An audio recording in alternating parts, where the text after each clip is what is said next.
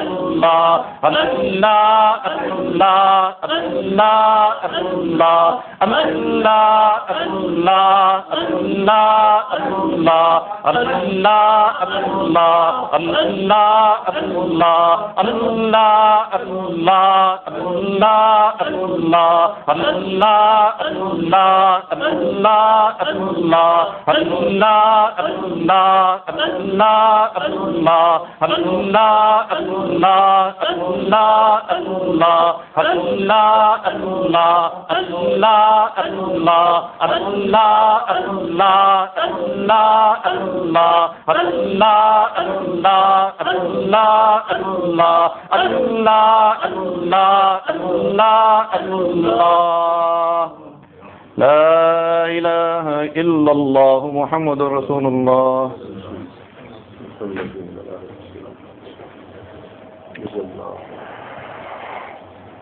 ہماری اس مجلس کو قبول کرے. مجلس کے شرکاء اور سامعین کو اللہ رب العزت ان کے قلوب کی اصلاح فرما. ہمارے قلوب میں ہدایت کا نور عطا فرما. ہماری اس ناقص چھوٹی سی مجلس کو محض اپنے فضل و کرم سے اے عظیم رب کہ تو عرش عظیم کا رب ہے قبول فرما. ہم ہدایت کے متلاشی ہیں، ہمیں ہدایت نصیب فرما. بے راہ روی سے بچا. اللہ رب العزت ہمارے طلباء کو اللہ نظر بد سے بچا، نظر سے اور جادو کے اثر سے محفوظ فرما. اللہ جن لوگوں کو ہم آپ کی بارگاہ میں پیش کرتے ہیں اللہ کہ ان سے دین کا کام ہوگا. اللہ رب العزت ایسے طلباء کو، ایسے علماء کو، ایسے طلباء کو اللہ غیروں کی اور اللہ دشمنان دین کی نظروں سے اور غیر مسلموں کی جادو اور نظروں سے اللہ نظر بد سے اللہ حفاظت فرما. اللہ اپنے فضل و کرم سے دین کے کام کرنے والوں کی حفاظت فرما. دین کے کام کرنے والوں کو جادو سے اور نظر سے اللہ ان کی حفاظت فرما. اس خانقاہ کی بھی حفاظت فرما. اللہ جتنے بھی احباب اس وقت موجود ہیں اور جتنے بھی سامعین سن رہے ہیں اللہ تعالیٰ ان سب کو اللہ ہدایت سے اور اپنی جانب سے مغفرت اور رحمت سے وافر حصہ نصیب فرما. اللہ ہمارے اوپر رحم فرما اور جس پر تو رحم کرتا ہے اس کو دین کی صحیح سمجھ عطا فرما دیتا ہے اور اس کو اپنی جانب کھینچ بھی لیتا ہے. اللہ ہمیں اپنی جانب کھینچ لے، اپنے پسندیدہ بندوں میں شامل فرما دے. ناپسندیدہ اعمال سے ہماری جان چھڑا دے، کبیرہ گناہوں سے بھی ہمیں بچا دے. اللہ تعالی ہمارے نوجوانوں کو اور ہمارے طلباء کو اور ہمارے علماء کو جو دین کا کام کرتے ہیں اللہ ان کو سفلی اعمال سے، ان کو حاسدین کے شر سے، اللہ رب العزت ان کو بے دین لوگوں کی سازشوں سے اور ان کے سفلی عمل سے محفوظ فرما اور نظر سے اور جادو سے محفوظ فرما. اللہم رب الناس عذب الباس واشف انت الشافی لا شفاء الا شفاءک. صلی اللہ علیہ محمد صلی اللہ علیہ وسلم. آمین.